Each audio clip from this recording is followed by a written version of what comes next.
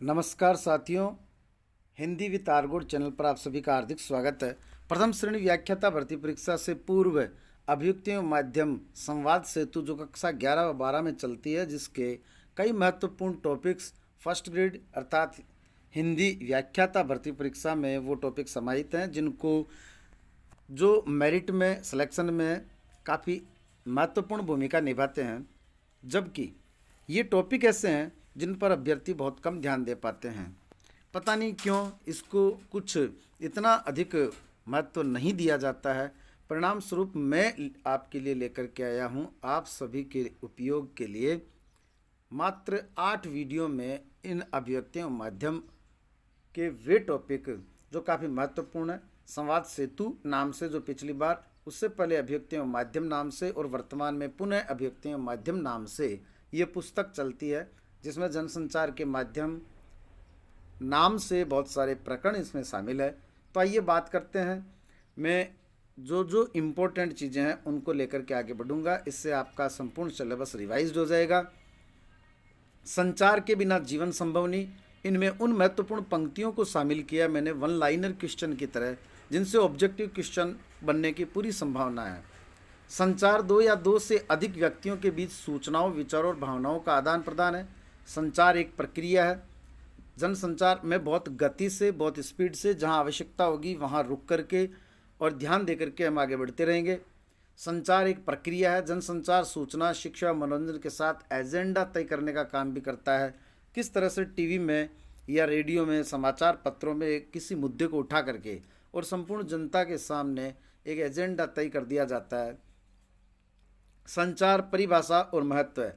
संचार यानी संदेशों का आदान प्रदान है। संचार जीवन की निशानी है। तो मनुष्य जब तक जीवित है वह संचार करता रहेगा। सामाजिक प्राणी को विकसित करने में उसकी संचार क्षमता की सबसे बड़ी भूमिका है। संदेशों के आदान प्रदान में लगने वाले समय व दूरी को पाटने तो संचार माध्यमों की खोज की गई। संचार ने सांस्कृतिक और मानसिक निकटता का कार्य भी किया है। सांस्कृतिक रूप से हम जुड़े, मानसिक रूप से हम निकट आए। जनसंचार संचार का ही एक रूप है।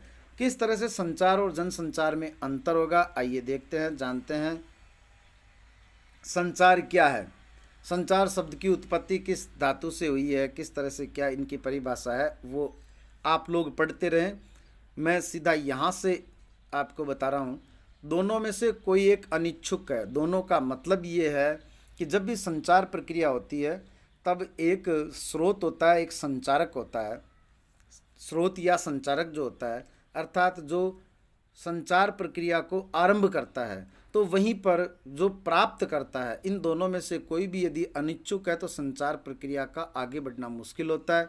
इस अर्थ में संचार अंतरक्रियात्मक अर्थात इंटरेक्टिव होती है। अब ये इंटरेक्टिव जो प्रक्रिया है ये क्या है, इंट्रापर्सनल क्या है, इन शब्दों के बारे में अभी आगे बढ़ेंगे। सबसे पहले आप महत्वपूर्ण बात यहाँ से आरंभ होती है, वो ये है कि संचार के तत्व है। और यहाँ एक ट्रिक बनाई है मैंने, शंकु समारी फीसो। संचार के तत्व निम्न में से कौन सा नहीं है, ये प्रश्न आ सकता है। शंकु समारी फीसो, सै पर जो बिंदी है उसका अर्थ है संचारक, और इसी को स्रोत कहा जाता है। एक आगे डायग्राम से हम समझेंगे कि ये संचारक क्या होता है या स्रोत क्या होता है। संचार प्रक्रिया की शुरुआत स्रोत या संचारक से होती है। इसका अर्थ है जब स्रोत एक उद्देश्य के साथ अपने विचार, संदेश या भावनाओं को किसी और तक पहुंचाना चाहता है तो संचार प्रक्रिया की शुरुआत होती है। उदाहरण, स्वयं को स्रोत माने। यदि आप किसी बात को अपने किसी मित्र से कहना चाह रहे हैं, जैसे अपने मित्र से किताब मांगने की सोच के साथ ही संचार आरंभ होता है, तो आप हो गए स्रोत या संचारक। अब आगे बढ़ते हैं अपन। कूटीकृत या एनकोडिंग। भाषा असल में एक तरह का कूट या चिन्ह या कोड है। जैसे ये एक प्रतीक या चिन्ह बना दिया जिसे हम बोलते हैं कै। इसके आगे जो ही डंडा खींचा उससे हमने बोला का। तो ये जो चिन्ह है, हम इसके लिए कोई भी चिन्ह बना सकते थे, लेकिन मानव समुदाय ने ये तय किया गया, मानव समुदाय के द्वारा, कि ये एक प्रतीक या चिन्ह है।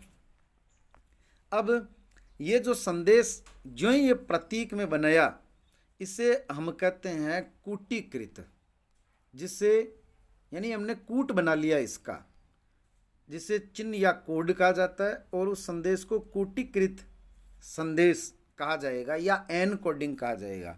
जो ही अगला इसको पढ़ेगा वापस खोल लेगा इसके अर्थ को, वो डी कोडिंग हो जाएगा, जिसको कूटवाचन कहा जाता है, जो आगे पढ़ेंगे अपन।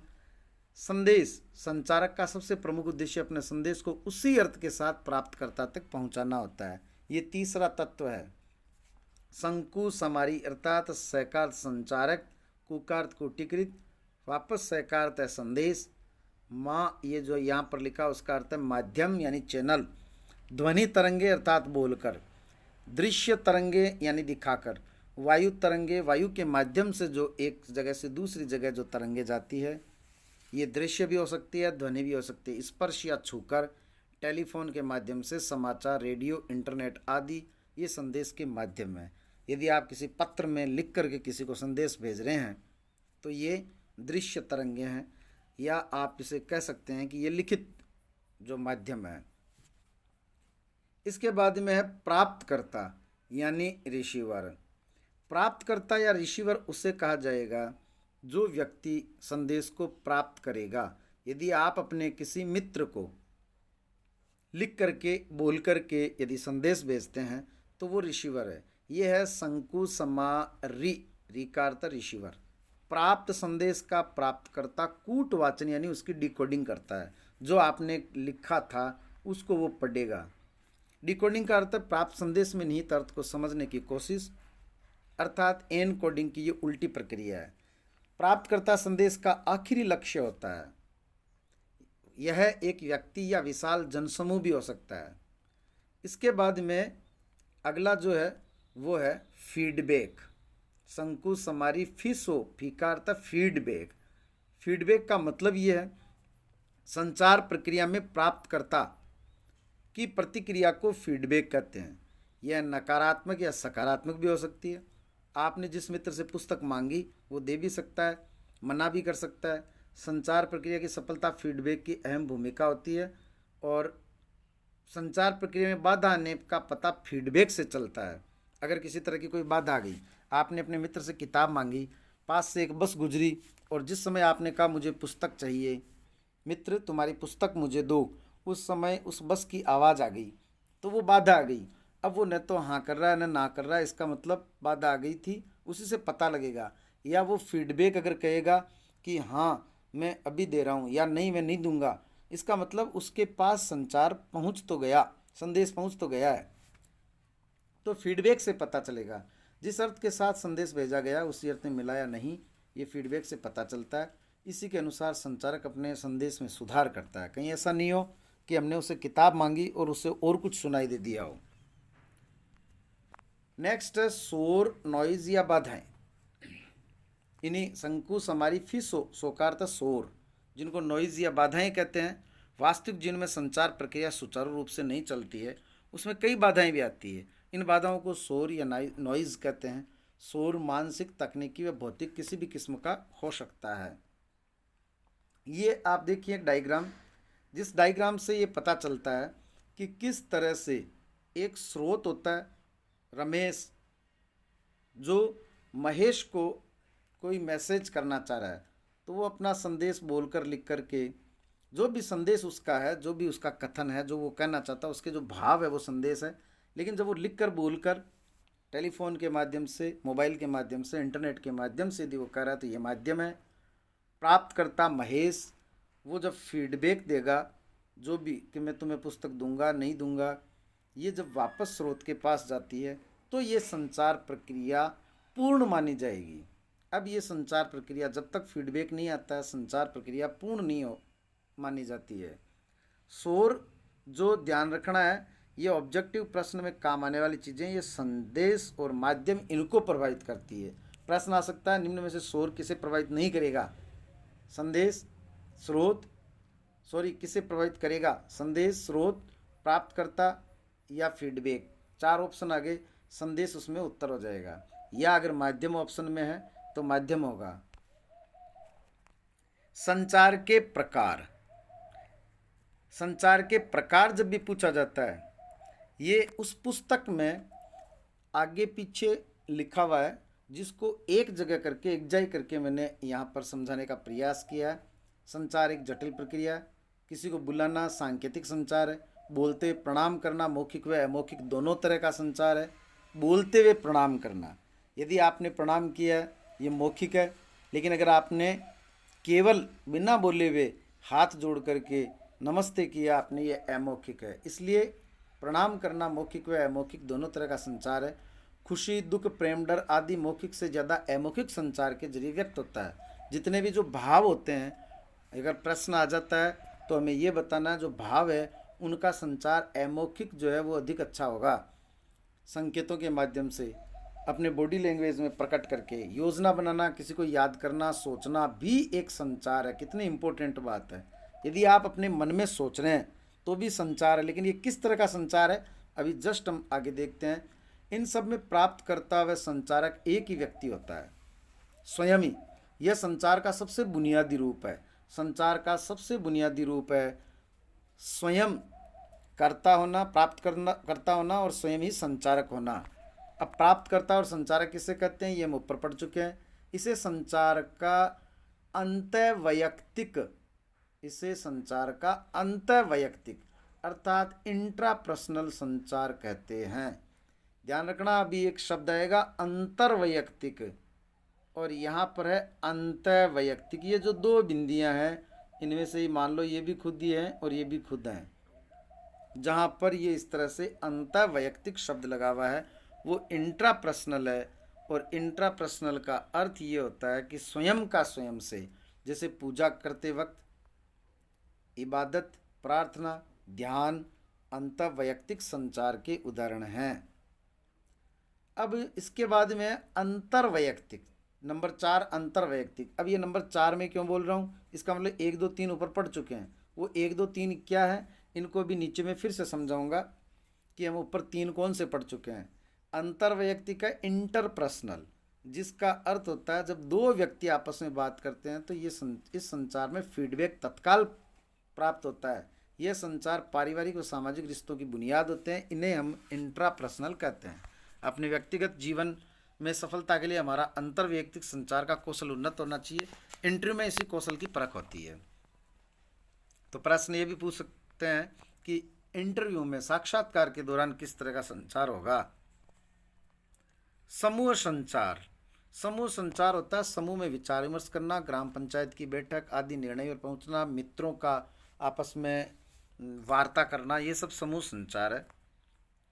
जन संचार जिसे मास कम्युनिकेशन कहा जाता है, ये सबसे महत्वपूर्ण है। जब दो व्यक्तियों के समूह के साथ प्रत्यक्ष संवाद की बजाय किसी तकनीकी या यांत्रिक माध्यम के जरिए एक संवाद कायम होता है। टीवी के माध्यम से विशाल जनसमूह को संबोधित करना, रेडियो के माध्यम से, ये सब जनसंचार है जिसमें किसी न किसी तरह की तकनीक शामिल होती है। अब ये इंटरनेट है, रेडियो है, टीवी है, ये सब तकनीकी या यांत्रिक माध्यम हो गए, इसलिए इन्हें हम जनसंचार कहेंगे। तो संचार और जनसंचार में ये अंतर होता है। यदि आपके सामने 10 व्यक्ति बैठे हैं, प्रत्यक्ष रूप से आप बात कर रहे हैं, ये समूह संचार है। यदि आपके सामने 10 व्यक्ति बैठे हैं लेकिन आप पर्दे के पीछे हैं, रेडियो के माध्यम से, टीवी के माध्यम से, जूम मीटिंग आदि के माध्यम से यदि कर रहे हैं, वो जनसंचार है। इसमें एक संदेश को यांत्रिक माध्यम से बहुगुणित किया जाता है। अखबार, रेडियो, टीवी, सिनेमा या इंटरनेट, ये सभी जनसंचार के साधन हैं। जो चीज़ ऊपर पड़ी थी उसका वापस हम सारांश देख रहे हैं। संचार के रूप, संचार के जो रूप है वो है सांकेतिक, मौखिक। पुस्तक में ये ढंग से समझाई हुई नहीं है बात, इसको यहाँ मैं ढंग से समझा रहा हूँ। इसको आप यानी एक जाई करके एक जगह ये देखें आप। संचार के जब रूप पूछे जाते हैं तब हमें बताने हैं 3, सांकेतिक, मौखिक और अमौखिक। जबकि संचार के प्रकार यदि पूछे जाते हैं तो है अंतर्वैयक्तिक यानी स्वयं प्लस स्वयं, अंतर्वैयक्तिक स्वयं के साथ किसी अन्य के साथ वार्ता करना, स्वयं का किसी अन्य के साथ वार्ता करना। वो जो 6-7 नंबर लगे हुए थे वो इसलिए थे क्योंकि उसमें संचार के रूप और संचार के प्रकार शामिल थे। इसके बाद देखें समूह संचार।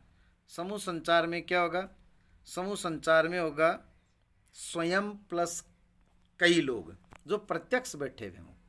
जनसंचार में क्या होगा, यांत्रिक माध्यम प्लस समूह है, कोई न कोई यांत्रिक माध्यम होगा, टीवी, रेडियो आदि, और विशाल जनसमूह को के लिए होगा वो। उसे जनसंचार कहा जाता है। इसके बाद में जनसंचार की विशेषताएं। जनसंचार में फीडबैक तुरंत प्राप्त नहीं होता है। जनसंचार में फीडबैक तुरंत प्राप्त इसलिए नहीं होता, यदि आपके सामने 10 व्यक्ति बैठे हैं, आपने कोई बात कही, आप सच करें या झूठ करें वो तुरंत आपको कह सकते हैं, लेकिन अखबार के माध्यम से, टीवी रेडियो के माध्यम से तो दर्शक वहाँ तुरंत नहीं बता सकते। वो स्वयं कह सकते हैं कि ये खबर गलत है, लेकिन वो जो खबर पढ़ने वाला है उसके पास वो वापस संदेश नहीं पहुंचता है, इसलिए जनसंचार में फीडबैक तुरंत प्राप्त नहीं होता। पाठक दर्शकों का दायरा बहुत व्यापक होता है। व्यापक से मतलब उसका गठन पंचमेल होता है, जैसे दर्शक अमीर, गरीब, शहरी, ग्रामीण, पढ़े लिखे, अनपढ़ सभी उसमें शामिल होते हैं। इसलिए नेक्स्ट, जनसंचार माध्यमों के जरिए प्रसारित संदेशों की प्रकृति सार्वजनिक होती है, अर्थात वे संदेश सबके लिए होते हैं, किसी एक व्यक्ति को प्रभावित करने वाले जैसे नहीं होते। संचार प्राप्तकर्ता के मध्य सीधा संबंध नहीं होता। संचारक व प्राप्तकर्ता, जो संदेश को प्राप्त करने वाला है, जो संदेश को पढ़ रहा है, न्यूज़ पढ़ने वाले एंकर के साथ हमारा सीधा कोई संबंध नहीं होता। पाठक दर्शक संचार को सार्वजनिक भूमिका के कारण पहचानता है। जनसंचार हेतु औपचारिक संगठन की जरूरत पड़ती है। कोई न कोई संगठन, जैसे राजस्थान पत्रिका, दैनिक भास्कर, आज तक, ये सभी औपचारिक संगठन है। जनसंचार माध्यमों में ढेर सारे द्वारपाल यानी गेट कीपर का काम करते हैं। ये द्वारपाल का अर्थ क्या होता है, इस बात को समझे। एक पत्रकार होता है, नीचे जैसे लिखा हुआ है इसमें कि द्वारपाल वह व्यक्ति या व्यक्तियों का समूह जो जनसंचार माध्यमों से प्रकाशित सामग्री को नियंत्रित या निर्धारित करता है, जैसे संपादक, सहायक संपादक, उप संपादक आदि। एक पत्रकार है, वो न्यूज़ लिख करके भेजता है, और जहाँ पर संभाग पर या जिले स्तर पर जहाँ पर भी इनका जो ऑफिस होता है, जैसे राजस्थान पत्रिका का, आपने वहाँ न्यूज़ लिख करके भेजी, वो उस न्यूज़ को पढ़ेगा, उसमें एडिटिंग करेगा, कहीं ऐसा नहीं हो आपने गलत लिख दिया हो, खबर कहीं अनावश्यक रूप से बड़ी तो नहीं है, या खबर बहुत महत्वपूर्ण है आपने बहुत छोटी लिखी है, वो आपके पास कॉल करेगा। यदि आप पत्रकार हैं तो आपके पास कॉल करेगा, इसमें और ये आंकड़े या तथ्य, ये जानकारी और बताओ। अगर आपने कोई खबर इस तरह की लिख दी जिसमें वो ये जानना चाहेगा कहीं ये खबर झूठी तो नहीं है, तो वो संबंधित हॉस्पिटल, पुलिस थाना, आपराधिक अगर न्यूज़ है तो पुलिस थाने में फ़ोन करके पूछेगा। इस तरह से वो उसको नियंत्रित करेगा, उसको संशोधित करने का काम करेगा, जिसे द्वारपाल, ताकि प्रत्येक द्वार से जिस तरह से पहरेदार होते थे, कोई गलत आदमी अंदर नहीं चला जाए, उसी तरह से कोई गलत न्यूज़ नहीं छप जाए। तो ये होता है द्वारपाल, जिसे गेट कीपर कहा जाता है। मित्रों, आज के लिए हम इतना ही। पहले क्लास जो हमारी थी वो मैंने आपको 8 वीडियो के लिए कहा है।